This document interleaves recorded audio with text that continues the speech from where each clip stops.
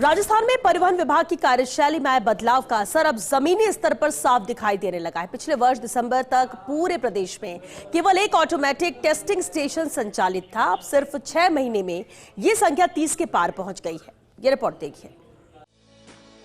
परिवहन विभाग में पिछले साल दर्जनों निजी निवेशकों की ओर से स्थापित किए जाने वाले एटीएस के आवेदन विभिन्न स्तरों पर महीनों से लंबित पड़े थे। फाइलों के अटकने के कारण न केवल निवेश प्रभावित हो रहा था, बल्कि वाहन फिटनेस व्यवस्था भी पुराने ढर्रे पर चल रही थी।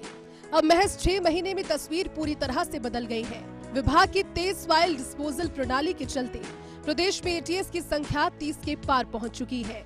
इस महीने ये आंकड़ा 50 से अधिक होने की संभावना है। केंद्र सरकार के सड़क परिवहन और राजमार्ग मंत्रालय ने भी राजस्थान में एटीएस परियोजना की धीमी प्रगति और लंबित फाइलों को लेकर नाराजगी जताई थी। मंत्रालय लगातार राज्यों में आधुनिक तकनीक आधारित वाहन फिटनेस व्यवस्था लागू करने पर जोर दे रहा है, लेकिन राजस्थान में प्रशासनिक सुस्ती के कारण परियोजना अपेक्षित गति नहीं पकड़ पा रही थी।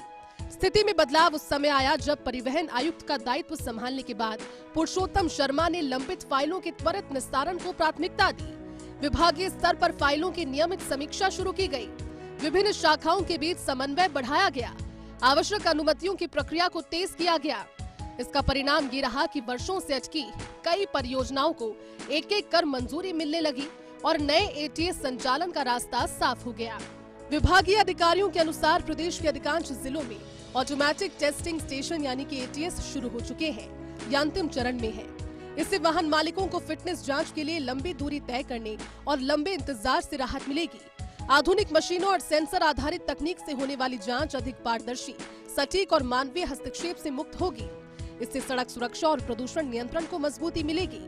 विभाग का लक्ष्य पूरे प्रदेश में आवश्यकता अनुसार एटीएस की उपलब्धता सुनिश्चित करना है। अधिकारियों का दावा है कि वर्तमान गति बनी रही तो इसी महीने राजस्थान में एटीएस की संख्या 50 के पार पहुंच जाएगी, जो तेज निर्णय प्रक्रिया और फास्ट फाइल डिस्पोजल नीति की बड़ी उपलब्धि मानी जा रही है। महज 6 महीने में 1 से 30 से अधिक एटीएस का ये सफर बताता है कि तेज निर्णय प्रक्रिया और समयबद्ध कार्रवाई से वर्षों से लंबित परियोजनाओं को गति दी जा सकती है।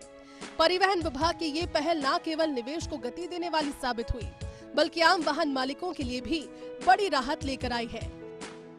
दर्जनों आवेदन लंबित होने के बाद भी परिवहन विभाग उन पर निर्णय नहीं ले पा रहा था, जिस कारण मोर्च ने भी नाराजगी जताई थी। लेकिन आयुक्त की जिम्मेदारी संभालते ही पुरुषोत्तम शर्मा ने बहुत तेज फाइल डिस्पोजल किया और बीते 6 महीने में प्रदेश में 30 से अधिक एटीएस शुरू हो गए हैं।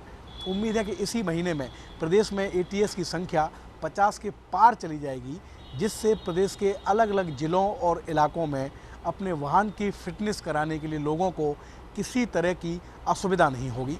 कैमरामैन तीरथ के साथ Shivendra Pratap Singh Parmar, first India news.